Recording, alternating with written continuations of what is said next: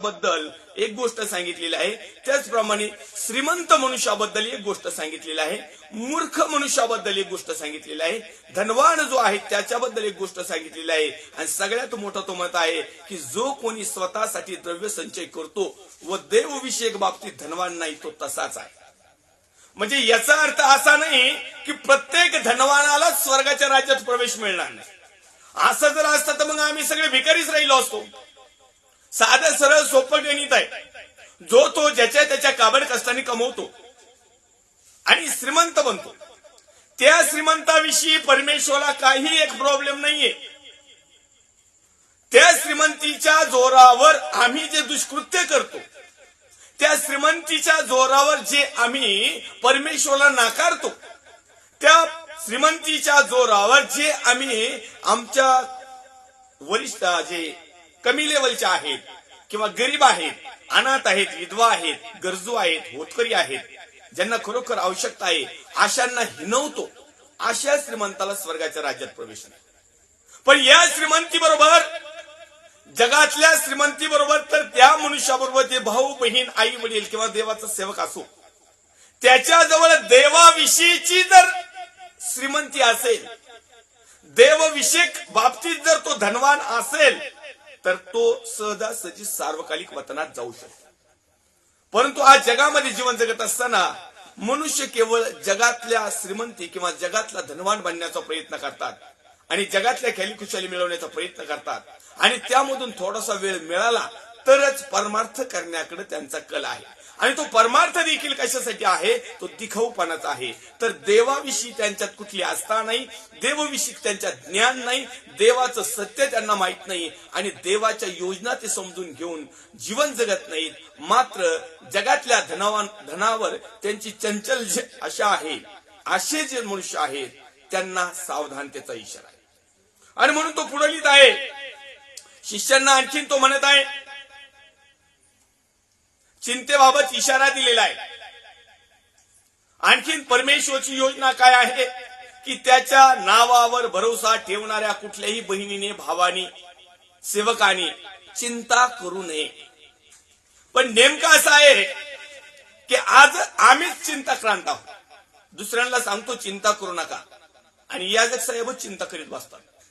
वाचूया आपण लूकसुवर्तमानात क्रमांक 12 वचन क्रमांक 22 ची हेडलाईन्स आहे, चिंतेबाबत इशारा. या ठिकाणी लिहिलेलं आहे, तेव्हा त्याने आपल्या शिष्यांना म्हटले, म्हणून मी तुम्हाला सांगतो, आपण काय खावे अशी आपल्या जीवाची, अथवा आपण काय पांघरावे अशी आपल्या शरीराची चिंता करीत बसू नका. कारण अन्नापेक्षा जीव आणि वस्त्रापेक्षा शरीर अधिक आहे. कावळ्यांचा विचार करा, ते पेरीत नाहीत व कापणीही करीत नाहीत, त्यास कणगी नाही व कोठारही नाही, तरी देव त्यांचे पोषण करतो. पाखरापेक्षा तुम्ही कितीतरी श्रेष्ठ आहात. ह्या गोष्टी कोण करतं? पाखरं सुद्धा करीत नाहीत. आम्ही तर पाखरापेक्षा श्रेष्ठ आहोत. 25व्या क्रमांकाच्या वचनामध्ये तो म्हणत आहे, तसेच चिंता करून आपल्या आयुष्याची दूरी हातभर वाढवण्यास तुमच्यामध्ये कोण समर्थ आहे? प्रश्न विचारला. आता तुम्ही आणि मी चिंता करायला लागलो, तुम्हाला वाटतं का तुमचं माझं आयुष्य वाढन म्हणून? चिंता करता अटक आला तर काय करणार आहे तुम्ही? येऊ दे ना, बसू दे ना तुमच्या दारात कर्जदार, काय फरक काय पडतो? प्रभू म्हणा, प्रभू तो आमच्या दारात बसलेला आहे, पण तू आमच्या अंतःकरणात आहेस, तू त्याला जबाब दे, कारण मी तुझं लेकरू आहे. पण एवढी हिंमत आपली नाही, एवढा विश्वास आमचा नाही, एवढा ठाम क्रियाशील जीवनामध्ये तसे आम्ही कृती आचरण करीत नाही. म्हणून आम्हाला काय वाटतं की आमच्या दरवाजामध्ये कोणीतरी कर्जदार बसलेला आहे आणि आम्ही चिंताक्रांत झालेला आहे. चिंता कोण करतंय? ज्याच्या हृदयामध्ये, अंतःकरणामध्ये, विश्वासामध्ये, कृतीमध्ये परमेश्वर नाही, तो केवळ नामधारी आहे. त्याला चिंता करण्याची पाळी येते, आणि त्याने अवश्य चिंता करावा, आणि चिंता करता करता तसेच जावा. नाही तर ते अक्षय कुमारच्या पिक्चर सारखं काय, चिंता आता चिंता, चिंता चिंता आता चिंता, काय नव्हती, असंच करीत जा. आम्ही देवाचे लोक आहोत. परमेश्वराची योजना समजून घ्या. परमेश्वर जर आम्हाला म्हणत आहे चिंता करू नका, तर चिंता करूच नका. पण मात्र आम्ही तशी नाही. आम्हाला चिंता केल्याशिवाय आणि आमच्या आयुष्याचे वर्ष थोडेफार कमी केल्याशिवाय आम्हाला काही परवडतच नाही, तसे झोपाच येत नाही. तो म्हणत आहे की म्हणून अति लहान गोष्ट देखील अति लहान गोष्ट देखील जर तुमच्याच्याने होत नाही तर इतर गोष्टीविषयी काय चिंता करीत बसता? तुमच्यामध्ये आणि माझ्यामध्ये तेवढी कॅपॅसिटी आहे का की छोटीशी गोष्ट आम्ही करू शकतो?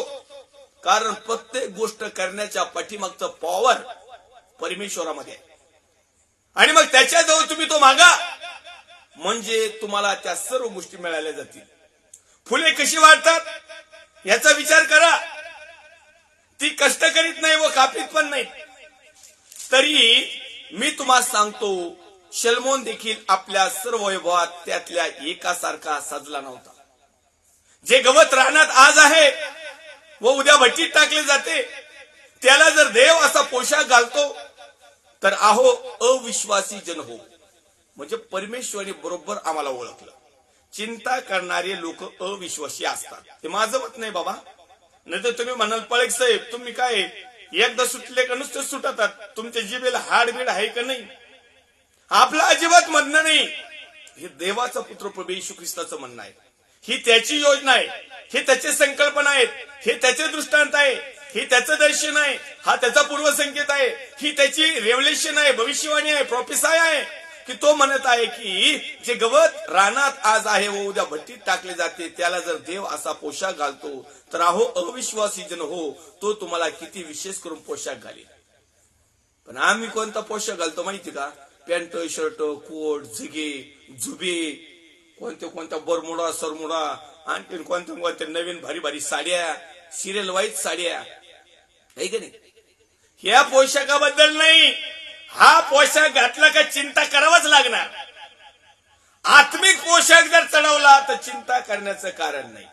ज्याच्याकडे आध्यात्मिक पोशाख आहे, ज्याच्याकडे तारणाचा पोशाख आहे, ज्याच्याकडे तारणाचे वस्त्र आहेत, ज्याच्याकडे तारणाचं शिरस्त्राण आहे, ज्याच्याकडे एक सुवार्तेच्या पादुका त्याच्या पायामध्ये आहेत, ज्याच्याकडे वचनाची तलवार आहे, ज्याच्याकडे विश्वासाची ढाल आहे, ज्याच्याकडे नीतिमत्वाचं उरस्त्राण आहे, तो शिपाई कधीही चिंता करत नाही आणि तो कधीही अविश्वासू होऊ शकणार नाही. ज्या अर्थी आमच्यामध्ये अविश्वास आहे त्या अर्थी इपिस्काराच्या पत्रामध्ये जी शस्त्रसामुग्री दिलेली याचा अर्थ स्पष्ट आहे की त्या योजना आम्ही स्वीकारलेल्या नाही. परमेश्वरची योजना इपिस्काराच्या पत्रामध्ये अध्याय क्रमांक 6 आणि काही जर वचन पाहिलं आम्ही तर त्याच्यामध्ये लिहिलेलं आहे. परमेश्वरची योजना आहे की प्रत्येक मनुष्याजवळ या सर्व गोष्टी असाव्यात म्हणजे येणाऱ्या सर्व दुष्टाचे जळते बाण तोडण्याची ताकद आमच्यामध्ये निर्माण होईल. आणि एकदा का दुष्टाचे जळते बाण तोडण्याची ताकद आली मग मात्र आम्ही अविश्वासू राहणार नाही. किंबहुना देवाच्या योजनेनुसार जीवन जगणारे लोक हो. मग आमच्या दारात कुणी येऊ, आम्हाला चिंता करण्याची गरज नाही. पहिली गोष्ट तो आमच्या दारात येणारच नाही, कारण आमच्या दारात ह्या अंत्यकारणामध्ये प्रभू आहे. आमच्या मधला प्रभू पाहून तो दुष्ट कदापि आमच्या घरामध्ये एंट्री करू शकणार नाही. तो आम्हाला भेडसावणार नाही, तो आम्हाला टेन्शन देणार नाही. तो काय करायचं तो बाहेरच करील. कारण टेन्शन ताण दबाव चिंता कुणाला करावं लागतात? ज्याच्याजवळ शस्त्र सामुग्रीच नाही, लढण्याची ताकदच नाही. ऐक नाही, दोन लोक एकत्र आल्यानंतर, दोन विरोधी लोक एकत्र आल्यानंतर लढाई होती. मग ज्याची कुणाची इकडं हत्यार जास्त असतील किंवा त्याच्याकडे हुशारी असेल किंवा पॉवर असेल त्याची सरशी होती. ज्याच्याकडे नसेल त्याची नुकसान होत किंवा तो हरला जातो. मग सैतानाबरोबर तुमचं आणि माझं युद्ध आहे. मग जर आमच्याकडे जर परमेश्वराकडूनची असलेली शस्त्रसामुग्री किंवा परमेश्वरच्या योजना आमच्याजवळ नसल्या आणि नुसल्या जगातल्याच योजना असल्या तर 100% हार आमची. मग म्हणायचे नाही आम्ही राजपुत्र राजकन्या आणि वरून स्वर्गातून स्वर्गाच्या राज्याची फौज उतरण आणि आम्हाला वाचवेल. कदापि अशी अपेक्षा बाळगू नका. आणि जरी बाळगली परमेश्वर ती पूर्ण करणार नाही, त्याच्या फौजेला पाठवणार पण नाही. का नाही? तर आमच्या जवळ देवाच्या योजना नाही, देवाशी कॉन्टॅक्ट नाही. आणि म्हणून तो पुढे लिहित आहे की तसेच काय खावे किंवा काय प्यावे ह्याच्या मागे लागू नका अथवा मनात अस्वस्थ राहू नका.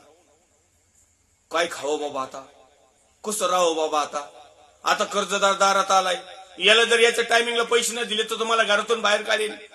त्याच्यामध्ये तेवढी ताकद नाही की त्याने देवाच्या लेकराला घरातून बाहेर काढावं. पण त्या देवाच्या लेकरामध्ये देव असावा हा एक सर्वात महत्वाचा मुद्दा आहे. त्यांनी अविश्वासी नसावं. देवाला कुठलीच गोष्ट अशक्य नाही. देव बंधन जोखडं तोडण्यास समर्थ आहे. त्याच्याकडे असला कुठला काही कमजोरपणा नाही. तो आमचा धीराने सहन करतो.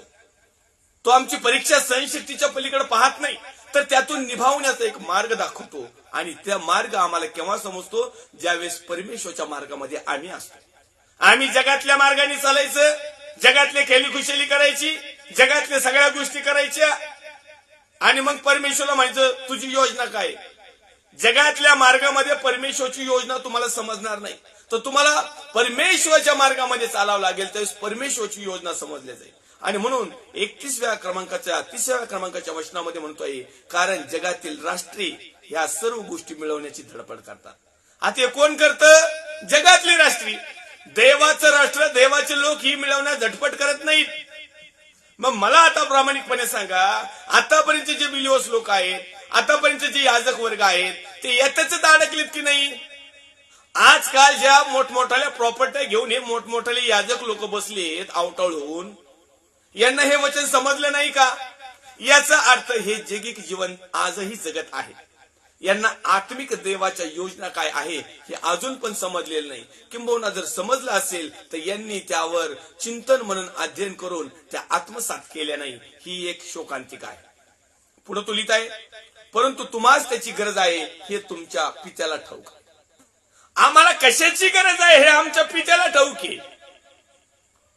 आम्हाला आता ऑन द स्पॉटला काय हवं आहे, ही जी गरज आम्हाला आहे ना, ही गरज आमच्या इथून निघण्याच्या ऐवजी किंवा ती गरज निर्माण होण्याच्या अगोदर माझ्या तुमचा जगाचा उद्धार करता परमेश्वराला ठाऊक आहे की ही सिच्युएशन, ही परिस्थिती, हा समय या भावाच्या बहिणीच्या लेकराच्या जीवनामध्ये निर्माण झालेला आहे. आणि मग कितपत हा भाऊ बहीण आई वडील किंवा याजक यावर ठाम राहतो, किती तो माझ्यावर श्रद्धा ठेवतो, तर तुम्ही त्याचे राज्य मिळवण्यास जाता. आज तुम्ही आणि मी परमेश्वरची योजना काय प्रमुख, या संपूर्ण वचन जे वाचलं आपण, टोटली जवळपास 22 ते 31व्या वचनामध्ये या वचनाचं रेव्होल्युशन आहे. परमेश्वरची योजना आहे. आपल्याला रेफरन्स फक्त 31व्या क्रमांकाचाच घ्यायचा होता आपल्या योजनेनुसार, परंतु त्या योजना तुम्हाला समजल्या जाव्या म्हणून तो टोटली शास्त्रभाग वाचण्यात आलेला आहे. कारण अनेक लोक काय करतात, मागचं वाचित नाही पुढचं वाचित नाही, फक्त तेवढं घेतात आणि त्याचा मतितार्थ आपल्या मनाने लावतात. तर तुम्ही त्याचे राज्य मिळवण्यात झटा, म्हणजे त्याबरोबर ह्याही गोष्टी तुम्हाला मिळतील. आता परमेश्वर म्हणला का तुम्हाला मी जगातल्या गोष्टी देणार नाही?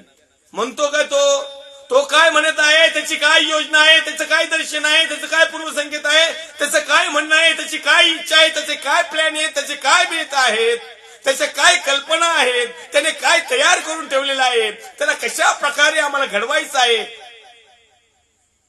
आम्हाला जगामध्ये जीवन जगत असताना जगातल्या ज्या गरजा आम्हाला हव्या आहेत ना, हे त्याला पण ठाऊक आहेत. आणि तो म्हणत नाही मग तुम्हाला जगातल्या गरजा नाही पुरव, तुम्ही फक्त आध्यात्मिकच जीवन जगायचं, तुम्ही फक्त आत्मिकच जीवन जगायचं, जगिक जगूच नका, असं म्हणणं नाही त्याचं. परंतु आज आम्ही टोटली 99% आम्ही जगिक जीवन जगतो आणि 1% फक्त संडे, ईस्टर काय असतील ते सण, तेवढ्याच दिवशी आम्ही 1% धार्मिक जीवन जगतो. ते पण म्हणता येणार नाही, कारण जगाला दाखवण्यासाठी आम्ही त्या दिवसाची धार्मिकता असते. मग असा जर असेल तर आमच्या जीवनामध्ये परमेश्वरच्या योजना कदापि सफळ होणार नाहीत.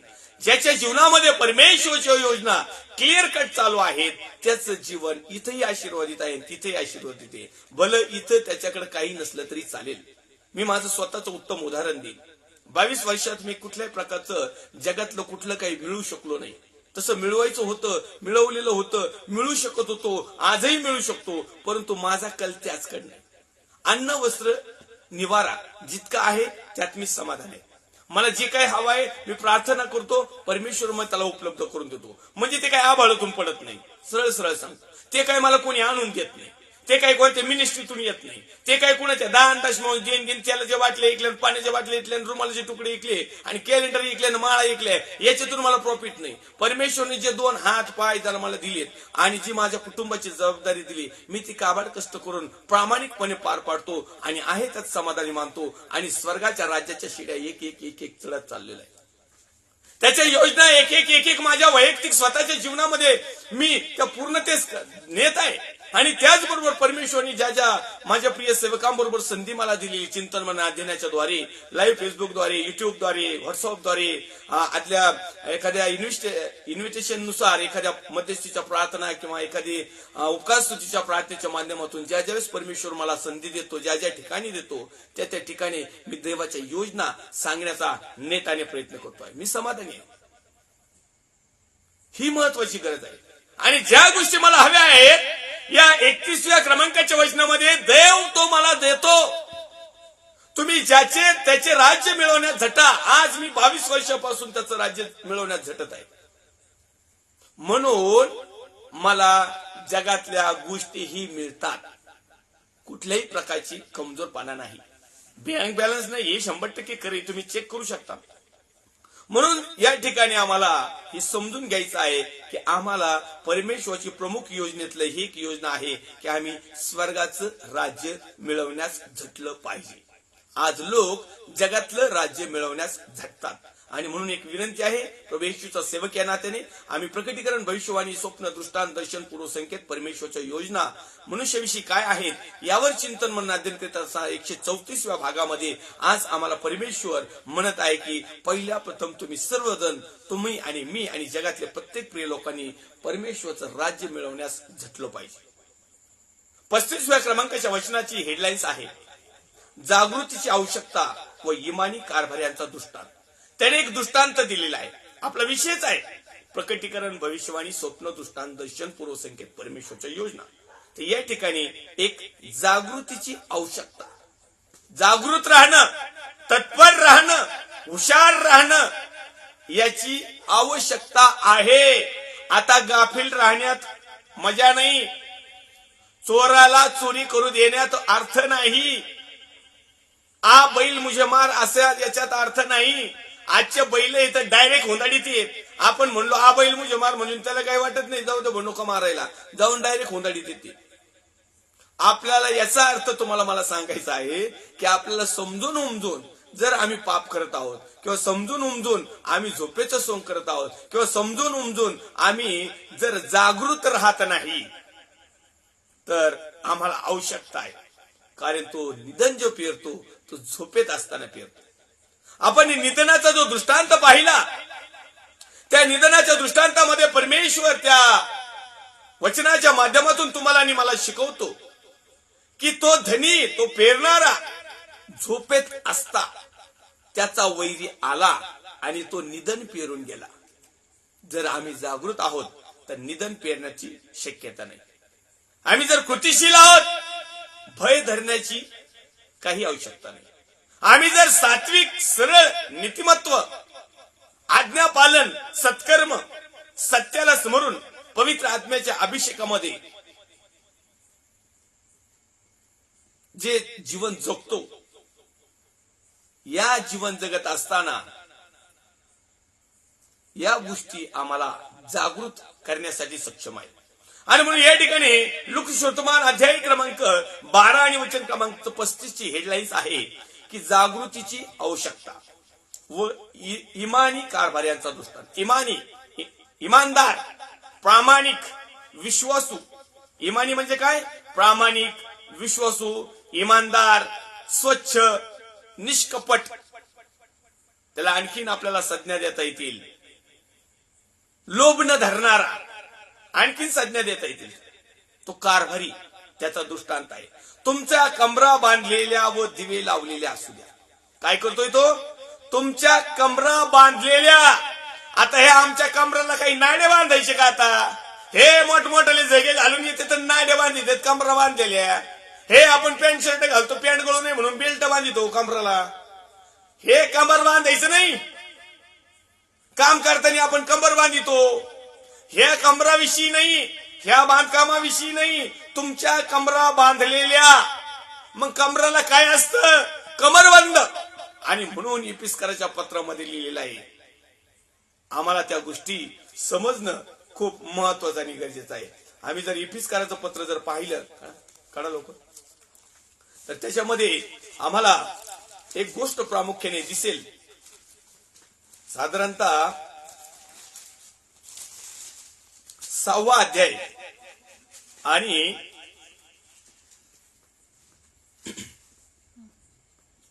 14व्या क्रमांकाचं वचन आहे, वाचा. तर मग तर मग आपली कंबर सत्याने कसा आपली कंबर सत्याने कसा. हे काय करायचं इथं, आता इथं काय लिहिलेलं आहे, तुमच्या कमरा बांधलेल्या कशानी, असत्यानी, दुष्कृत्यानी, आज्ञाभंगानी, अपवित्रतेनी, अशुद्धतेमध्ये, नालायकपणामध्ये, मूर्खपणामध्ये, कशामध्ये आम्ही कशामध्ये आमच्या कमरा बांधल्यात, आम्ही कशामध्ये प्रवीण आहोत. परमेश्वर काय सांगत आहे, आम्ही काय करत आहोत, आम्ही काय बांधित आहोत, ते काय सांगत आहे.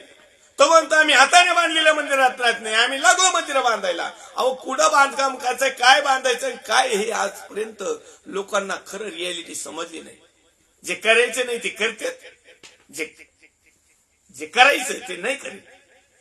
तुमच्या कमरा बांधलेल्या, मग आमच्या कमरा कशाने बांधल्या पाहिजे. तर एपिस्कराच्या पत्रामध्ये अध्याय क्रमांक 6 वचन क्रमांक 14 मध्ये लिहितोय की आपली कंबर सत्याने कसा. कसा म्हणजे बांधा, कसून बांधा. शेवटपर्यंत आमच्याकडे सत्य पाहिजे, आणि सत्य म्हणजेच परमेश्वर, सत्य म्हणजेच स्वर्गाचं राज्य म्हटलं तरी चालेल. सत्य म्हणजेच परमेश्वरची योजना, सत्य म्हणजेच परमेश्वरची सहभागिता. सत्य, आमचं कंबर सत्याने बांधलेली नाही. याचा अर्थ असा आहे की आमच्याकडे सत्य नाहीये, आणि जर सत्य नाही तर आम्ही बंधमुक्त होणार नाही. कारण बायबल आणखीन एक सांगते, सत्य तुम्हाला समजेल आणि सत्यच तुम्हाला बंधमुक्त करेल.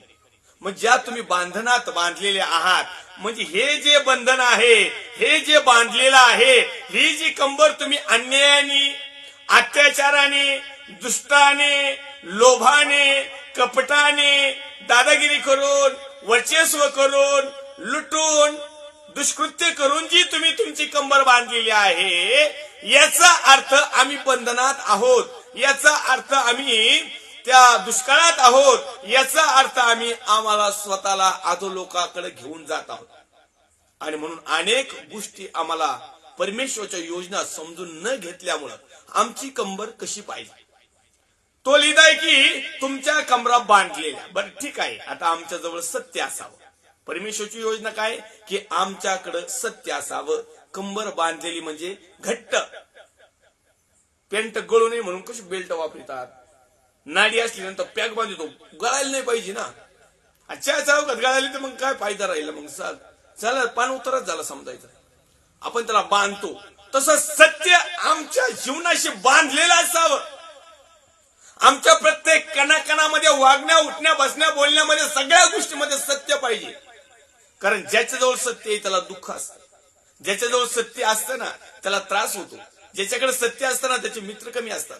ज्याच्याकडे सत्य असतं ना त्याला लवकर जगातले लोक खेटत नाहीत, त्याला वाईट टाकतात, त्याची निंदा करतात, त्याच्याशी कॉन्टॅक्ट करीत नाही, त्याला सपोर्ट करीत नाही, त्याला सहकार्य करीत नाही, त्याला मदत करीत नाही, त्याची वाहवा करीत नाही, त्याची प्रशंसा करीत नाही, त्याला सपोर्ट करत नाहीत किंवा त्याला जवळीक साधित नाही. परंतु या जगातल्या लोकांनी नाही साधली तरी चालेल, परमेश्वर आमच्याबरोबर आहे. सत्य आमच्या जवळ आहे म्हणल्यानंतर परमेश्वर आमच्या जवळ आहे. मग परमेश्वर जर आमच्या जवळ आहे तर प्रसंग कुठलाही येऊ द्या ना, कर्जबाजारीचा येऊ द्या, आजाराचा येऊ द्या, विकाराचा येऊ द्या, बंधन येऊ द्या, जोखडं येऊ द्या, टेन्शन येऊ द्या, ताण येऊ द्या, दबाव येऊ द्या, काही जगातलं यायचं ते येऊ द्या, परमेश्वरच आमच्या जवळ आहे.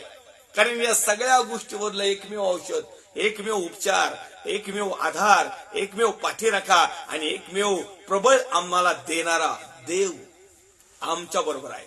मग सत्य आमच्यावर पाहिजे. पण आम्ही थोड्या थोड्या गोष्टीसाठी आमचं सत्य गहाण ठेवितो. थोड्या थोड्या गोष्टीसाठी आम्ही सत्याला बाजूला टाकून देतो. थोड्याशा गोष्टीसाठी आम्ही सत्य बाजूला टाकितो आणि लगेच खोटरडापणा चालू करतो. थोडासा खोटरडापणा, थोडस असत्य आमच्या धार्मिक, आत्मिक, परमेश्वरच्या समीप असणाऱ्या, मार्ग सत्य म्हटलेल्या जीवनाच्या असणाऱ्या किंवा परमेश्वरच्या योजनावर आम्ही जी अंमलबजावणी करत आहोत त्याला खिंडार पाडतो, त्याला होल पाडतो. कारण बायबल नीतिसूत्राच्या पुस्तकामध्ये लिहितंय की धरण एकाएकी कधीच फुटत नाही. त्या धरणामध्ये असंख्य क्युरेट कितीतरी लिटरचं पाणी साठलेलं असतं आणि ते धरण एका बांधकामावर किंवा आडव्या भिंतीवर किंवा ते पाणी जिथं अडवतं त्या बेसला ते अटकून असलेलं असतं आणि ते धरण सहसा फुटत नाही. पण नीतीसूत्राच्या पुस्तकामध्ये लिहिलंय धरण एकाएकी फुटत नाही, तर सुरुवातीला छोटस होल पडतं. ते होल जर जागीच बंद केलं नाही तर होलाचं प्रतिरूप आणखीन दुसऱ्या मोठ्या बिंदूमध्ये होतं.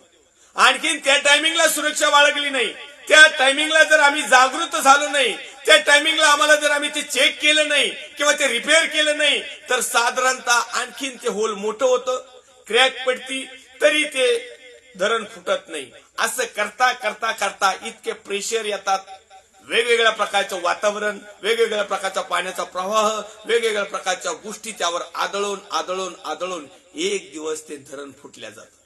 अशाच प्रकारे आहे, आम्ही जर जागृत राहिलो नाही आणि आमच्यामध्ये जर पापाचा बिंदू राहिला, पापाचा कलंक राहिला किंवा झोपेतच आपण जर राहिलो तर दुष्ट येईल आणि आमचा नाश केल्याशिवाय राहणार नाही. म्हणून योहान जो आहे संदेष्टा, बॅप्टिझम करणारा नाही, तर योहान जो संदेष्टा म्हणजे योहान जो शिष्य, योहान जो प्रॉफेट किंवा योहान हा परमेश्वराच्या जवळीक असणारा जो 12 शिष्यापैकी एक होता ना, तर योहान शुभवर्तमानामध्ये अध्याय क्रमांक 10 आणि वचन क्रमांक मध्ये 10 मध्ये लिहिलेलं आहे की चोर येतो तो केवळ चोरी करण्यासाठी, घात करण्यासाठी, नाश करण्यासाठी, परंतु मी आलो आहे, म्हणजे स्वतः प्रभू येशू ख्रिस्त म्हणत आहे मी आलो आहे तुम्हा प्रत्येकाला विपुल असं भरपूर पुष्कळ पीक देण्यासाठी, जीवन देण्यासाठी, सामर्थ्य देण्यासाठी, अभिषेक देण्यासाठी, धैर्य देण्यासाठी, ताकद देण्यासाठी, तुमचा प्रॉब्लेम सॉल्व्ह करण्यासाठी, तुमचा जो काय आहे त्याच्यासाठी तर मी आलेलो आहे. परंतु जर आम्ही परमेश्वराला जर स्थानच दिलं नाही आणि चोरालाच जर स्थान दिलं, चोराला स्थान देणं म्हणजे अन्याय, चोराला स्थान देणं म्हणजे आज्ञाभंग, चोराला स्थान देणं म्हणजे असत्य जीवन जगणं. धार्मिकता आहोत परंतु कृती मात्र असत्याची. आणि म्हणून या ठिकाणी तो लिहित आहे की तुमच्या कमरा बांधलेल्या घट्ट असाव्यात. कशाने? सत्याने. परमेश्वरची योजना, परमेश्वरचा पूर्वसंकेत आहे, परमेश्वरचं स्वप्न आहे, परमेश्वरचं हे दर्शन आहे, परमेश्वरची प्रोफेसी भविष्यवाणी आहे की त्याच्या लोकांच्या कमरा बांधलेल्या असाव्यात, म्हणजे त्यांच्याकडे सत्य असावं. पहिला पॉईंट. दुसरा, व दिवे लावलेले असू द्या. कमरा बांधलेल्या आणि दिवे लावलेले. दिवा म्हणजे काय? प्रकाश. दिवा म्हणजे काय? जळणं. दिवा म्हणजे काय? स्वतःला रिक्त करणं आणि इतरांना प्रकाश देणं, इतरांना सहकार्य करणं, इतरांना मदत करणं, इतरांना चांगला मार्ग दाखवणं, इतरांची जे काही ते त्या टायमिंगची अपेक्षा असेल, तहान भूक जे काही XYZ असेल ते मिटवणं. कारण दिवा नेहमी स्वतः जळतो आणि इतरांना प्रकाश देतो. तुमचं आणि माझं जीवन तेच आहे, देवाच्या अभिषिक्त सेवकाचं जीवन तेच आहे की त्याने स्वतः जळावं. मग जाळून नका घेऊ, स्वतः जळावं आणि मंडळीला प्रकाश द्यावं. पण इथं उलट आहे, हे मंडळीला जाळीतो आणि स्वतः शिकत बसतो. हे आता सध्याचे प्रॉफिट आणि खोटे प्रॉफिट लोकांनो, सावधान, जागृत व्हा. तुम्हाला जागृतीची आवश्यकता आहे.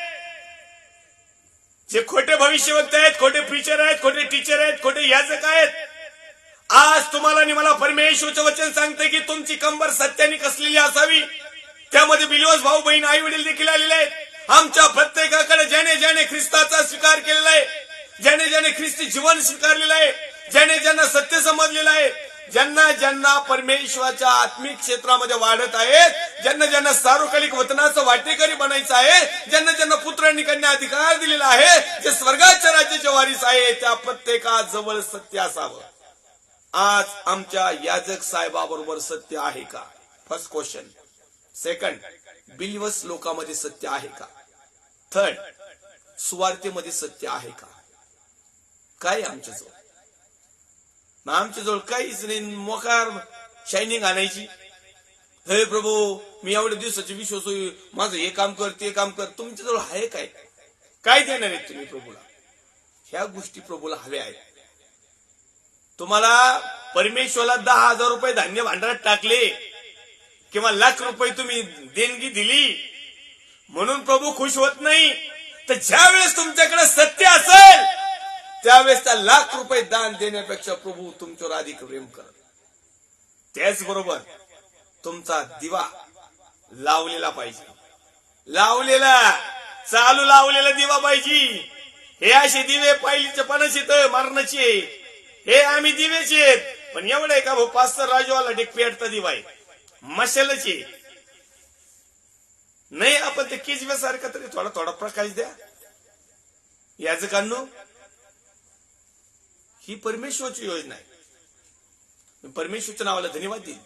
या ठिकाणी तू लिहित आहे की तुमच्या कमरा बांधलेल्या व दिवे लावलेले असू द्या, विजू नका देऊ. प्रेषित पौल संत साहेब लिहितात पत्रामध्ये की आत्म्याला विजू नका. आता हा दिवा म्हणजे काय आहे? दिवा म्हणजे हा आत्मा, दिवा म्हणजे पवित्रता, दिवा म्हणजे स्वच्छता, दिवा म्हणजे परमेश्वराला आवडणारी गोष्ट, दिवा म्हणजे देवाचं वचन. स्तोत्र 119 आणि 119 मध्ये जर आम्ही पाहिलं तर त्यामध्ये लिहिलंय, तुझे वचन माझ्या पावला करता दिवा आणि प्रकाश आहे. आमच्याकडे आहे का दिवाण प्रकाश? आमच्याकडे चार्जिंगचे बल्ब आहे, आमच्याकडे इन्व्हर्टर आहे, आमच्याकडे काय वाटेल ते दुनिया आहे. हे बल्ब पहिलीचे 50 आहे, तुमच्याकडे आहे की नाही? देवाचं वचन तुमच्याकडे आहे का? देवाच्या वचनाप्रमाणे तुमचं जीवन असं पेटतं आहे का? पेटतं. दिवेत आहेत 5 मूर्ख 5 शाणे. दिवे घेऊन गेल्या, 5 तेल नव्हतं, बाकीचे इजले, बाकीचे चालू झाले. ज्यांचे इजले ते बाहेरच तरफाड्या, ज्यांचे 5 इंच होते तेल होतं, दिवे पेटते होते, ते आतमध्ये गेल्या. समजलं पाहिजे आम्हाला. आपल्याला वाटतं की ते उदाहरण दिले आमच्यासाठी, आम्ही थोडी 5 मूर्ख 5 शाणे येत. अरे नाही मूर्ख तर शाणे येतो ना. लोक म्हणते ते उदाहरण दिले. अरे दिवा म्हणजे कोण? परमेश्वरचं वचन सांगतं मी जगाचा प्रकाश आहे. जो कोणी प्रकाशात चालतो त्यांनी अंधकारची आवड धरू नये. तुम्ही जगाचे मीठ आहात, तुम्ही जगाचे प्रकाश आहात, तुम्ही जगाचे दिवे आहात, तुम्ही जगाला वाटाडे आहात. आमच्याकडे काय अंधारात चालायचं का मग वाटाडे मानलो? नाही, मार्ग सत्य जीवनाकडे चालायचंय आणि अंधारात ठेचा खात चालायचं का? आमच्याकडे प्रत्येक वचनावर चालत चालत चालत जाऊन आम्ही त्या सत्याकडे पोहोचणार आहोत. आणि म्हणून आमचे दिवे लावलेले असू द्या, म्हणजे पवित्र आत्म्याला प्राधान्य द्या, पवित्र आत्म्याला वाढवा, पवित्र आत्म्याला प्रज्वलित ठेवा, पवित्र आत्म्याला टवटवीत ठेवा, पवित्र आत्म्याला खिन्न करू नका, पवित्र आत्म्याला दुखवू नका, म्हणजे देवाला दुखवू नका. आणि या गोष्टी केव्हा होतात? एक तर आमची कंबर अन्यायाने बांधलेली असते, एक तर आम्हाला जगातल्याच गोष्टीमध्ये असतो, आणि मग ही आध्यात्मिक भाषा आम्हाला समजत नाही. मग 36व्या क्रमांकाच्या वचनामध्ये तो एक इमानी कारभार्याचा दृष्टांत सांगत आहे. धनी लग्नाहून येऊन दार ठोकील तेव्हा आपण त्याच्यासाठी तत्काळ उघडावे, म्हणून तो परत येण्याची वाट पाहत असलेल्या माणसासारखे तुम्ही व्हा. एक धनी आहे, एक मालक आहे, आणि नोकराला सांगितलं, गड्याला सांगितलं, चाकराला सांगितलं की मी परत येतो, मी निमेराच्याला येणार आहे. मी आवाज दिला का दार उघड बर का, कमी तुझ्यावर कामगिरी देतोय. मग या ठिकाणी तो दृष्टांत लिहित आहे की तो म्हणतो धनी लग्नाहून येऊन लग्नाला गेलाय. आपण नाही का लग्नाला जातो आणि रातची गेराची घरी येतो आणि मग आमचे घरचे दाराचे बंद करतात, मग आम्ही ठकठाक करतो. पण ठकठाक करतो कुठं नाही तर की आमच्या घरातले उठून पटक्याच दार उघडतात. का माहिती तुम्हाला? कारण जोपर्यंत आम्ही येत नाही ना तोपर्यंत आम्हाला त्याची काळजी लागलेली असते. जोपर्यंत आमच्या घरातला गेलेला माणूस येत नाही ना तोपर्यंत आमचा फोनवर कॉन्टॅक्ट असतो. कुठेच पास्टर, कुठेच ब्रदर, कुठेच सिस्टर, कुठेच डॅड, काय माम, काय असं ते XYZ. झोप येत नाही आपल्याला, आपण तो घोरच झोपतो. कारण काय आपल्याला जाऊ द्या चट्टी येऊ पडता, नाही तर मुक्कामाला का राहीना, नाही तर उद्या बघू. आता काय जग आपल्याला बघायलाय का? आपला मालक गेलेला आहे, आपला मालक आपल्या जवळ नाही. आता आपण अंधाधुंदी कारभार करू. मग म्हणून तो एक दाखला देतो, दृष्टांत देतो. तो म्हणत आहे या ठिकाणी धनी लग्नाहून येऊन दार ठोकील तेव्हा आपण त्याच्यासाठी तत्काळ उघडावे, म्हणून तो परत येण्याची वाट पाहत असलेल्या माणसासारखे तुम्ही व्हा. तुम्हाला माहिती का धनी कोण आहे, लग्न कोणाचं आहे आणि येणार कोण, आणि चाकर कोण आणि गडी कोण, हा दृष्टांत आहे. धनी कोण? परमेश्वर यहोवा, ज्याने सर्व काही निर्माण केलं, अस्तित्वात आणलं. आणि लग्न कुणाचं? देवाचा पुत्र प्रभू येशू ख्रिस्ताचं. आणि वधू कोण? तुम्ही आणि मी, विश्वासणारे लोक. आणि चाकर हे पास्टर, अपोस्टल, याजक, हे जे कोणी असतील XYZ सेवक वर्ग, हे कोण? हे यांच्या तावडीत यांना सांगितलं मी लग्नाला चाललोय, मला येतो मी, आणि मग मी आल्यानंतर तुम्ही जागृत राहा. तुम्हाला जागृतीची आवश्यकता आहे, झोपू नका.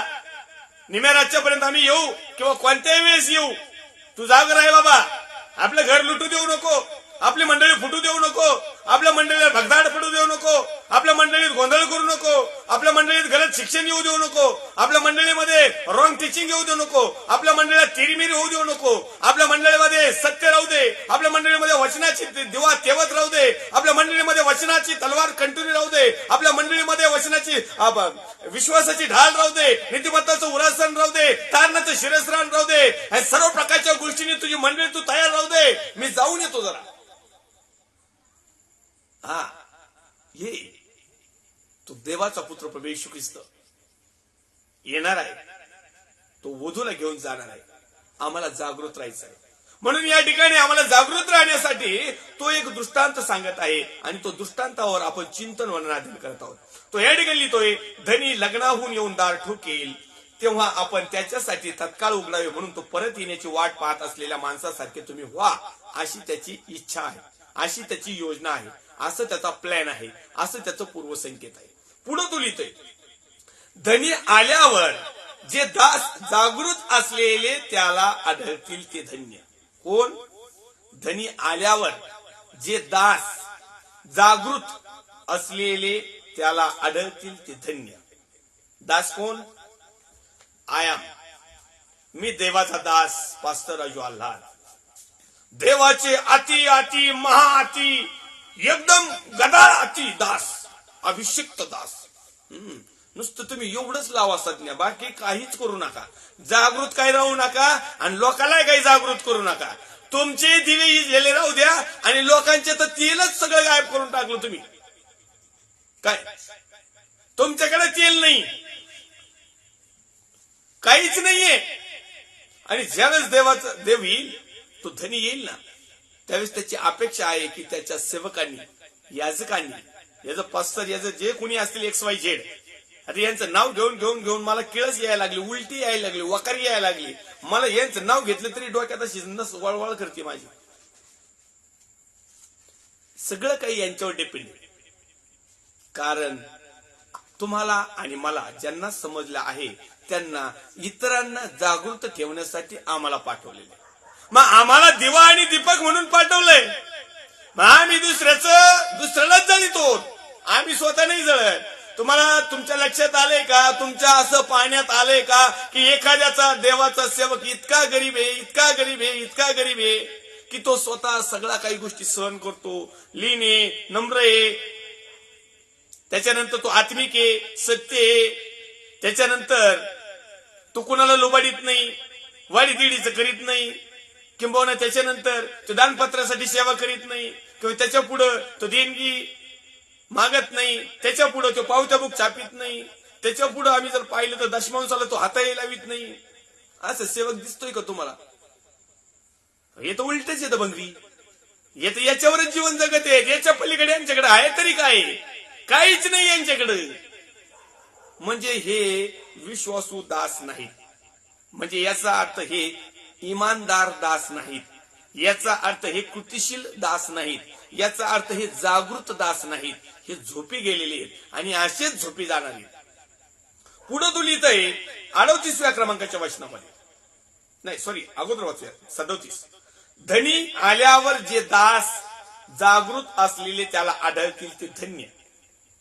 मी तुम्हास खचित सांगतो की तो आपली कंबर बांधून त्यास जेवायास बसवेल आणि येऊन त्याची सेवा करेल. वाव, परमेश्वर त्यांची सेवा करेल. मग जे आम्हाला सेवेची आवश्यकता आहे, जे काय आम्हाला हवं आहे ना, प्रभू म्हणतो मी त्याला जे काय सेवा करणं म्हणजे काय, आम्हाला जे काही मिळवायचं आहे ते आम्हाला मिळावं. तो परमेश्वर म्हणतो जर जागृत राहिला, दिवा पेटता राहिला, सत्य जर असलं आणि सदैव तत्पर जर असल, सुवेळी अवेळी जर तयार असला, तर मी स्वतः त्यांना जेवायस वाढीन, मी त्यांना बसवील आणि मीच त्यांची सेवा करील, कारण ते जागृत आहेत. म्हणून तो देवाचा पुत्र प्रभू येशू ख्रिस्त म्हटला की मी सेवा करून घ्यावायस आलो नाही, तर सेवा करण्यासाठी आलेलो आहे. म्हणून देवाच्या सेवकांनो, सेवा करून घेत बसू नका, सेवा करा आणि ती पण सत्याने करा, आणि ती पण जागृत राहून करा, आणि ती पण निष्कपट करा. हेतू काही ठेवू नका, स्वार्थी वृत्तीने तर अजिबात करू नका, आणि जैगिक पद्धतीने करायचे असले ना तर तुम्ही सेवेतच उतरू नका. तो रात्रीच्या दुसऱ्या किंवा तिसऱ्या प्रहरी येईल, तेव्हा ते त्याला असे आढळतील ते धन्य आहे. तो केव्हा येईल, तो मालक आहे. तसाच जगाचा न्याय करण्यासाठी देवाचा पुत्र प्रभू येशू ख्रिस्त येणार आहे, न्यायाधीश बनून. तो केव्हाही येऊ शकतो. तो काही 25 डिसेंबरलाच येईन, कोणत्या तारखेला येईल त्याची काही गॅरंटी वॉरंटी नाही. तो तोपर्यंत आम्ही सक्षम राहिलो पाहिजे, तोपर्यंत आम्ही जागृत राहिलो पाहिजे, तोपर्यंत आम्ही सावधान राहिलो पाहिजे, तोपर्यंत आम्ही इमानदार राहिलो पाहिजे, तोपर्यंत आम्ही परमेश्वराला आवडणाऱ्या गोष्टी करत राहिलेलो, त्याच्या निदर्शनात आलो पाहिजे. त्यावेळेस आम्ही रॅप्चर मध्ये जाऊ, त्यावेळेस आम्ही 1000 वर्षाचं राज्य जगू, आणि तिथून पुढचं देखील वतन आम्हाला, युगानुयुगाचं वतन देखील आम्हाला मिळेल. अन्यथा आमचा काही एक उपयोग होणार नाही. 39 वचनामध्ये तो लिहितोय, आणखी हे लक्षात घ्या की अमक्या घटकेस चोर येईल, हे घरधन्याला कळले असते तर त्याने आपले घर फोडू दिले नसते. आता चोर काय फोन करणार आहे काय, hello pastor Harshvardhan I am coming, तुम्ही झोपून घ्या म्हणेल का? नाही म्हणेल का तो? एखाद्या घरात चोरी करायची तो फोन करून सांगतो का मी 9 वाजता येतो चोरी करायला? हाय काय असं कुणी बावळट चोर? तर या ठिकाणी तो दृष्टांत समजून सांगण्यासाठी हे जे तो लाईन टाकत आहे, आणखीन हे लक्षात घ्या, अमक्या घटकेस चोर येईल, हे घरधन्याला जर कळले असते तर त्याने आपले घर फोडू दिले नसते. आणि ज्या अर्थी आमचं घर फुटलंय त्या अर्थी आम्ही समजून घ्यायचं की आम्ही सावधान झालो नाही, आम्ही जागृत झालो नाही, आम्ही इमानदार राहिलो नाही, आम्ही विश्वासू राहिलो नाही. तुम्हीही सिद्ध असा, कारण तुम्हास वाटणार नाही त्या घटकेस मनुष्याचा पुत्र येईल.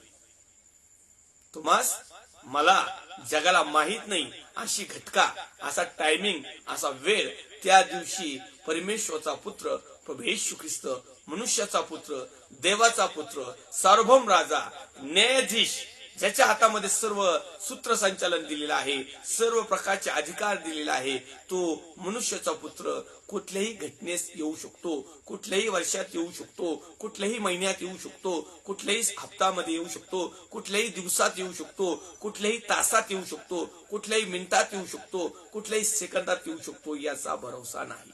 म्हणून आम्हाला जागृत राहणं खूप महत्वाचं आहे, आवश्यक आहे. आम्ही इमानदार राहणं खूप आवश्यक आहे. आम्ही सत्यामध्ये जीवन जगणं आवश्यक आहे. आमच्या दिवा पेटता राहणं आवश्यक आहे. आणि या सर्व गोष्टी आम्ही चिंतन मनन अध्ययनामध्ये यासाठी घेतलेल्या आहेत की ह्या परमेश्वरच्या आगाऊ योजना आहेत. कारण देवाचा पुत्र प्रभू येशू ख्रिस्त येणार आहे, तो उशीर करणार नाही. मात्र आम्हाला सावध राहायचं आहे, कारण आम्हाला त्याचा टायमिंग, वेळ काळ माहित नाही. आणि म्हणून या ठिकाणी तो आम्हाला सांगत आहे. त्याचप्रमाणे आम्ही पाहत आहोत की काळाची लक्षणं काय आहे. काळ कोणता चालू आहे? हा वाईट काळ चालू आहे, हा अंधाधुंदीचा काळ चालू आहे, हा पापाचा काळ चालू आहे, हा दुष्टाचा काळ चालू आहे. आणि या काळामध्ये तुम्ही आणि मी एक चांगल्या प्रकारचं जीवन जगणारी, एक आकाशात चमकणाऱ्या ताऱ्याप्रमाणे असणारी देवाचे प्रिय लोक आहोत. आणि म्हणून आमचा विश्वास एक चांगल्या प्रकारचा मजबूत असावा, आणि आमच्याकडे अशा प्रकारची गोष्ट असावी की आम्हाला काळाची लक्षणं ओळखता आली पाहिजे.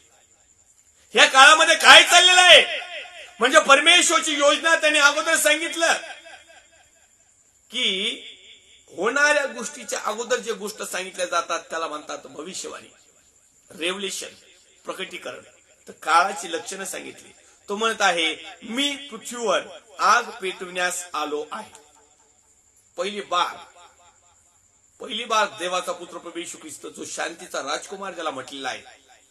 काय? प्रभू येशूला शांतीचा राजकुमार म्हटलेला आहे.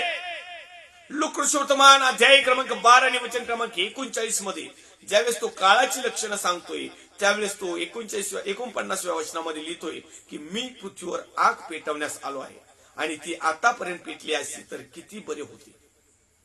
तुम्हाला काय वाटतं? दंगा करायला, जाळपोळ करायला, भांडणं तंड लावायला आपण नाही होतो. काय शिस्त लय व्याकरत बर का, लय आग लाव्या त्या. ज्याच्या घरात जाईन त्याच्या घरात आग लागतीच. लय पांढऱ्या पायाची, लय काळ्या तोंडाची, लय काळ्या जिभेची, लय बेकार. आग लावायला पक्की. समजायचं बो हे घरात बसली का त्या घरात काही ना काही होणार. आपण नाही का म्हणतो लक्षण येतं तिचे. आतापर्यंत साक्षात लक्षण. तर देवाचा पुत्र प्रभू येशू ख्रिस्त या अग्नीविषयी सांगत आहे. तो आपण चॅप्टर समजून घेऊया त्याला काय म्हणायचं आहे. कारण बऱ्याचशा लोकांना लगेच वाचलं तसंच नसतंय. अनेक जण थोडेसे माथे फिरू लोक असतात, ते पूर्ण वचनाचं चिंतन मनन करत नाही. या ठिकाणी लिहितो ते काळाचं लक्षण. मी पृथ्वीवर आग पेटवण्यास आलो आहे, ती आतापर्यंत पेटली असती तर किती बरे झाले होते. मला तुमचा एक प्रश्न आहे, मला तुम्हाला प्रश्न टाकायचा आहे की परमेश्वर कुठल्या प्रकारची आग पेटवण्यास आला होता किंवा आलेला आहे? कुठल्या प्रकारची आग? ये आग है पवित्र आत्मा की, ये आग है परमेश्वरच्या सानिध्यात राहण्याची. अग्नीचा बाप्तिस्मा, पवित्र आत्म्याचा बाप्तिस्मा, अग्नी. कारण तो म्हणताय पाण्याने जन्मल्याशिवाय आणि अग्नीने जन्म घेतल्याशिवाय सार्वकालिक वतनामध्ये कुणालाच प्रवेश नाही. काय योहानमध्ये आपल्याला पाहायला मिळतं. योहानमध्ये जरी पाहायला मिळतं, आणखी 2-3 ठिकाणी पण पाहायला मिळतं, तरी देखील आपण योहानमध्येच आपण पाहूया. या ठिकाणी तो लिहित आहे की येशूने उत्तर दिले की मी तुम्हाला खचित सांगतो, पाण्यापासून व आत्म्यापासून जन्म घेतल्या वाचून कोणीही देवाच्या राज्यात प्रवेश करू शकत नाही. ज्यावेळेस पेंटेकॉस्टलचा दिवस आला, अग्नीच्या जिभा उतरल्या आणि पवित्र आत्म्याच्या अभिषेकाने लोक भरले. पवित्र आत्म्याची अग्नी आमच्या बरोबर असावी आणि आम्ही त्या अग्नीने पेटतो झालो पाहिजे. थोडक्यात दिव्याचाच प्रकार. त्याला एक शब्दरचना वेगळी केलेली आहे. तर देवाचा पुत्र प्रभू येशू ख्रिस्त म्हणत आहे की मी तुम्हाला अनाथ असं पोरग सोडणार नाही. कारण त्याला माहिती आहे येणाऱ्या दिवसामध्ये माझ्या प्रिय लोकांना जीवन जगण्यास कठीणाई येणार आहे, जीवन बेहतर होणार आहे. आणि या दिवसामध्ये त्यांच्याकडे जर देवाचा आत्मा असेल, पवित्र आत्मा असेल, देवाच्या पवित्र आत्म्याची अग्नी जर असेल, सामर्थ्य जर असेल, तर निश्चित अर्थाने माझे लोक वाचल्या जातील आणि सार्वकालिक वतनात माझ्या बरोबर राहण्यास ते तयार होतील. आणि म्हणून तो म्हणत आहे की मी पृथ्वीवर आग पेटवण्यास आलो आहे, ती आतापर्यंत पेटली असती तर किती बरी होती. दुसरी गोष्ट म्हणतो मला बाप्तिस्मा घ्यावायचा आहे व तो होईपर्यंत मी मोठ्या पेचात आहे. काय भानगडी? तो लिहित आहे मला बाप्तिस्मा घ्यायचा, पण कशाचा? मला बाप्तिस्मा घ्यावायचा आहे व तो होईपर्यंत मी मोठ्या पेचात आहे, मी मोठ्या संकटात आहे, मी मोठ्या टेन्शन मध्ये. मग बाप्तिस्मा घ्यायला काही टेन्शन? आणि तो तर म्हणतो मला बाप्तिस्मा घ्यायचा आहे. आज अनेक लोक बाप्तिस्मा घेतलेला आहे, अनेक लोक घेत आहेत, अनेक लोक घेण्याचा विचारात आहे. मग तुम्ही कोणता बाप्तिस्मा घ्याल? प्रेषितांच्या काळामध्ये आम्ही पाहतो बाप्तिस्म्याचे प्रकार. पाण्याचा बाप्तिस्मा, अग्नीचा बाप्तिस्मा. आज आम्हाला कुठल्या प्रकारचा बाप्तिस्मा घ्यायचा आहे? अनेक लोकांनी पाण्यात बुडाले. मी तर काही नमुने असे दाखवीन ना, मिनिस्ट्री बदलली का बाप्तिस्मा घेते, मिनिस्ट्री संस्था बदलली की लगेच दुसरा बाप्तिस्मा. पहिला काही चुकीचं होता का? नाही, लोक लय जास्त धार्मिक झाले, प्रमाणापेक्षा जास्त पेचात पडले. पेचात बरेच प्रकार आहेत त्याचे. आपल्याला रेव्होल्युशन त्याचं घेत जर गेलो तर आपला वेळ संपत आलेला आहे, त्यामुळे आपण वचन वाचून पुढे निघूया. तो म्हणत आहे की मी तुम्हाला सांगतो, मी पृथ्वीवर शांतता करण्यास आलो आहे असे तुम्हाला वाटते का? मी पृथ्वीवर शांतता करण्यासाठी आलोय असं तुम्हाला वाटते का? तो शांतीचा राजकुमार म्हणतो, कारण आता तो शांती करण्याला येणार नाही. आता नाही, आता चान्स हुकला आपला. आतापासून एका घरातील 5 जण, ऐका revelation, I prophesy in the name of Jesus Christ, मी प्रभू येशू ख्रिस्ताच्या नावात भविष्यवाणी करतो. लुक वर्तमान अध्याय क्रमांक 12 आणि वचन क्रमांक 52 नुसार आतापासून एका घरातील 5 जण, 5 जण समजा, उदाहरण एका घरात 5 जण आहेत, तर 5 जणात दोघा विरुद्ध 3, एका बाजूला 2 आणि एका बाजूला 3, व 3 विरुद्ध 2, जे 3 असतील ना त्याच्या विरुद्ध 2, अशी फूट पडेल. पडेल नाही, पडलीच. मुलाविरुद्ध बाप होते, बापा विरुद्ध मुलगा झाले, मुलविरुद्ध आई होऊन गेलं, आई विरुद्ध मुलगी ओके, सुनेविरुद्ध सासू झालं, सासू विरुद्ध सून, अशी फूट पडेल. आणि पडेल नाही, पडली. म्हणजे ह्या भविष्यवाण्या पूर्ण झाल्या. हे काळाची लक्षणं आहेत. शेवटच्या काळाच्या अगोदर हे होणाऱ्या घटना आमच्या जर पूर्वीच्या काही काळामध्ये जर पाहिलं नसतं, साधं एक 100 वर्षापूर्वीचा जरी काळ घेतला तर एका घरातल्या 5ची 5 एकाच माणसाच्या आज्ञेत होती. 100 वर्षाचा जरी काळ घेतला तरी काही किरकोळ बोटावर मोजणारे लोक आहेत एकत्र, त्यांच्यात अशी फूट नाही.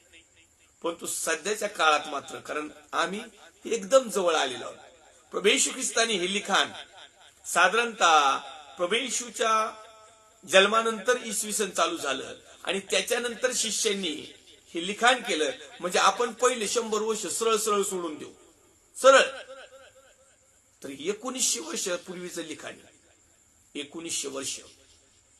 त्या टायमिंगला सांगितलं होतं काळाची लक्षणं काय असतील, त्या टायमिंगला लिहून ठेवलं होतं. पण त्या टायमाला 5 जणांतली 5च जण होती. पण अलीकडच्या काळामध्ये आता 5 जणांमध्ये 2 विरुद्ध 3, 3 विरुद्ध 2 आहेत. आई विरुद्ध मुलगी, मुली विरुद्ध आई, सासू विरुद्ध सुनन, सुना विरुद्ध सासू, बापा विरुद्ध मुलगा, मुलगा विरुद्ध बाप. ही आताची कंडिक्शन पूर्ण होऊन बरेच दिवस झाले, बरेच वर्ष लोटलेत. हे काही नवीन नाही, आता हे नवीन नाहीये. म्हणजे याचा अर्थ काळाचं लक्षण आम्ही ओळखलं पाहिजे. आणि हे काळाच्या लक्षणामधलं प्रभू येशूच्या येण्याच्या अगोदर, न्याय होण्याच्या अगोदर, रॅप्चरच्या अगोदर, या दुष्ट पिढीचा न्याय होण्याच्या अगोदर शेवटचं प्रमाण. आणि या गोष्टी आता घडत आहेत, घडलेल्या आहेत. आणि ज्या कुटुंबात काही वाचलेत ना त्यांच्या त्या घडणार आहेत. परंतु धन्य तुम्ही आणि मी की जर आम्ही देवाच्या वचनामध्ये राहिलो तर आमच्या घरात 5च नाही 50 जरी असले तरी एकत्र राहतील. तो दुष्ट आम्हाला फोडण्याचा प्रयत्न करणार, कारण तो त्याचं काम प्रामाणिकपणे करतो. मला सैतानाबद्दल लय बरं वाटतं, मी त्याला म्हणजे आदर करतो, खरोखर आदर करतो. आता तुम्ही म्हणता पळक असून सैतानाचा आदर का करतो? मला त्याची एक गोष्ट प्रामुख्याने लय आवडते, तो वेळ अजिबात ढिल्ला सोडित नाही, तो टायमिंग कधीच फेल करीत नाही, तो बराबर कार्यक्रम करतो. तो आज आणि उद्या नाही, कल करे सो आज करेन, आज करे सो आभी करे, तो लगेच करतो. आम्ही उशिरा करीतो ना आमच्या जीवनातला वेळ घालून टाकतो. म्हणून मला त्या सैतानाचे तत्व आवडतो, तो अजिबात वेळ वेस्टेज टाकत नाही. आम्ही अनेक वर्षापासून आमच्या अख्या जीवनाचे वर्ष वेस्टेज घातले, त्यांनी एक दिवस नाही, 1 मिनिट सुद्धा वेस्टेज नाही घाले. आणि म्हणून आज त्याचा काळ थोडा राहिलेला आहे, म्हणून तो चिडलेला आहे. आणि ख्रिस्ताला स्वीकारणारे खरे जे लोक आहेत त्यांना पीडा देण्यासाठी तो तयार झालेला आहे. परंतु काळजी करू नका, देव जर तुमच्याबरोबर आहे तर त्याच्या पीडा तुमच्यावर अधिक चालणार नाही. परमेश्वरच्या नावाला धन्यवाद देऊया. आपल्याला या ठिकाणी थांबावं लागेल आणि पुढच्या भागामध्ये आणखीन आपण काही गोष्टी पाहणार आहोत. अध्याय क्रमांक 13 मधून लिहून ठेवतो, अध्याय क्रमांक 13 मधून काही गोष्टी पाहणार आहोत आणि परमेश्वरच्या नावाचं गौरव करूया. आज पुन्हा एक वार एक प्रार्थना विनंती आहे. सिस्टर जयश्री भिंगार दिवे यांची एक प्रार्थना विनंती आलेली आहे. थोड्या वेळापूर्वी लाईव्हला येण्याच्या अगोदर फोनवर त्यांनी विनंती केलेली आहे. परमेश्वरने त्यांची जी समस्या आहे, ज्या चिंता, टेन्शन, जे ताण दबाव आहे, परमेश्वरने लागलीच तो दूर करावा. आणि त्यांची जी घराची समस्या आहे जे काही पेमेंटची समस्या आहे, जे काही त्यांनी प्रपोजल असेल, जे काही त्यांनी ती येणारी मिळकत असेल, ती परमेश्वराने त्यांना ती ताबडतोब त्यांचे मार्ग मोकळे करावेत आणि जो समोरचा व्यक्ती आहे त्यांनी त्या ठिकाणी कोऑपरेटिव्ह करावं म्हणून परमेश्वराने या दोन्ही लोकांसाठी प्रार्थना करूया. त्याच प्रकारे आज आणखीन एक प्रार्थना विनंती करणार आहोत आपण ब्रदर उमेश बनसोडे यांच्या घराच्या बांधकामासाठी आणि त्यांच्या परिवारामध्ये द्वेष, कलह, वाद होऊ नये आणि जे नवीन विश्वासात आलेलं परिवार आहे त्याच्यामध्ये सैतानाने फुटी पाडू नये म्हणून पवित्र आत्म्याच्या अग्नीचं कुंपण त्या परिवाराला असावं म्हणून देखील प्रार्थना करणार आहोत. आणि आणखीन प्रार्थना करणार आहोत माझी प्रिय पत्नी सिस्टर सुजाता आल्हाड यांचा आज वाढदिवस आहे. तर मी प्रार्थनाही नाही करणार, तुम्ही त्यांच्यासाठी प्रार्थना आठवण ठेवा की परमेश्वराने गेल्या 22 वर्षामध्ये सेवेमध्ये एक चांगलं तडफदार नेतृत्व मला दिलं आणि प्रत्येक गोष्टीमध्ये मला मदत सहकार्य केलं. कारण पत्नी जर देवापासून असेल तरच दोघं मिळून देवाची गौरव करतील, पण जर पत्नी जर इकडून तिकडून आलेली असेल ना फिरून फिरून तर ती मात्र पाळक साहेबाला फिरवितीच आणि मग पाळक साहेबाला नाविलाजाने मग बाकीच्या जगातल्या सगळ्या गोष्टी कराव्या लागतात ज्याच्यावर आम्ही चिंतन म्हणून अध्ययन करतो आणि ह्या सगळ्या अधलोकांकडे घेऊन जातात. मग ती फळ खायला लावी ती बिचारी आणि याला आदामाला खावाच लागत. परंतु परमेश्वरच्या नावाला मी धन्यवाद देईल की सेवेच्या बाबतीत आणि प्रत्येक बाबतीमध्ये जे परमेश्वरकडून सहकार्य मिळालं पत्नीच्या माध्यमातून. तिचा आज वाढदिवस आहे, तिच्यासाठी देखील प्रार्थना करा. माझ्या मुलासाठी देखील प्रार्थना करा. बदल संदेश आल्हाडसाठी त्याचे देखील परमेश्वरने त्याला सहाय्य मार्गदर्शन करावं. माझी मुलगी सुजाता आल्हाडसाठी देखील आपलं सुवार्थ आल्हाडसाठी देखील प्रार्थना करा. आणि त्याचप्रमाणे माझी आई वडील आणि माझ्यासाठी देखील आणखीन जे काही 134 नंतर जे काही प्रकटीकरण, भविष्यवाणी, दर्शन, दृष्टांत यांच्यामधले जे काही भाग होणार आहेत त्या भागासाठी देखील प्रार्थना करा. आणखीन एक प्रार्थना आलेली आहे ब्रदर शंकर गायकवाड यांची मावशी यांच्यासाठी देखील प्रार्थना आठवण ठेवा. येऊया प्रार्थना करूया. पवित्र थोडसे नदीस दे बापा जशा होत तसे तुझ्या पवित्र हातामध्ये आहोत. येशू ख्रिस्ताच्या प्रेमाने सामर्थ्यवान नावात पहिलं प्रार्थना करतो आमचे सिस्टर जयश्री भिंगारदवे आणि त्यांचा जो प्रॉब्लेम आहे येशूच्या नावात यास मला दूर केलास तुझे आभार मानतो. त्याचप्रमाणे ज्या ज्या लेकरांचं, ज्या भावांचं, बहिणींचं नाव घेतलेलं आहे त्यांच्या समस्या, चिंता, काळजा, टेन्शन, ताण, दबाव त्यांना हवा असणारी त्यांच्या प्रार्थनेचं उत्तर देऊन तृप्त कर. आम्ही प्रार्थनेत आठवण ठेवतो यास मला माझ्या भारत देशासाठी, भारत देशातील सर्व राज्य विशेष करून माझा महाराष्ट्र राज्यामध्ये मुख्यमंत्री आमचे माननीय उद्धवजी साहेब, त्यांचे सर्व सहकारी टीम, विरोधी पक्ष नेते माननीय देवेंद्र फडणवीस साहेब, त्यांची सर्व सहकारी टीम, सर्व पोलीस डिपार्टमेंट, डॉक्टर्स, नर्स, सेवाभावी संस्था, लाईव्ह शिक्षणला जोडणारे लहानापासून थोरापर्यंत देवाच्या अभिषिक्त सेवक सेविका, विश्वासणारे भाऊ बहीण, आई वडील, मित्र, आप्तेष्ट, स्नेही, शेजारी, आमचे सर्व नातेवाईक, आप्तजन, आम्ही स्वतः, आमचा परिवार, प्रिय प्रभू आम्ही तुझ्या पवित्र हातामध्ये देतो. प्रत्येकाच्या नावाप्रमाणे, गरजेप्रमाणे त्यांना जे काही हवं आहे प्रभू येशूच्या नावात उत्तर दे आणि येणाऱ्या दिवसामध्ये आम्ही जागृत राहावं, येणाऱ्या दिवसामध्ये आम्ही सत्य स्वीकारावं, येणाऱ्या दिवसामध्ये आम्ही खंबीर असावं, येणाऱ्या दिवसामध्ये आम्ही दिव्याप्रमाणे स्वतः जळून इतरांना चांगलं ज्ञान, इतरांना चांगलं मार्गदर्शन, इतरांना चांगली मदत देणारे आणि धार्मिकतेमध्ये जीवन जगणारे लोक असावे म्हणून तू सहाय्य मदत कर आणि जागृत राहून सुवेळी अवेळी आम्ही तुझ्या गौरवासाठी सतत तत्पर असावं आणि विश्वास ठेवावा. आम्ही बापा आम्ही चिंता आणि काळजी करू नये तर आमच्या अंतःकरणामध्ये तुझं वसतिस्थान शेवटपर्यंत स्थिर ठेवावे आणि ज्यावेळेस तू राजवैभवने येशील परमेश्वर दे बापा त्यावेळेस आम्ही जागृत राहावं म्हणून आम्हाला जागृत ठेवण्यासाठी तुझ्या पवित्र वचनाचं अंजन तू दे आणि तुझ्या पवित्र वचनाकडे आम्हाला सुरक्षा कवच दे. सर्व आदर, गौरव, सन्मान तुला दे. ख्रिस्त येशू जो होता, जो आहे, जो येणार आहे त्या पवित्र प्रभू येशू ख्रिस्ताच्या प्रेमाला आणि सामर्थ्यवान नावात छोटीशी प्रार्थना मागतो स्वर्गीय पिता त्वयी. आमेन. प्रभेश्वर रक्त की जय, प्रभेश्वर रक्त की जय, प्रभेश्वर रक्ताचा जय जयकार असो. Amen, amen, amen. Praise the Lord. Thank you. God bless you.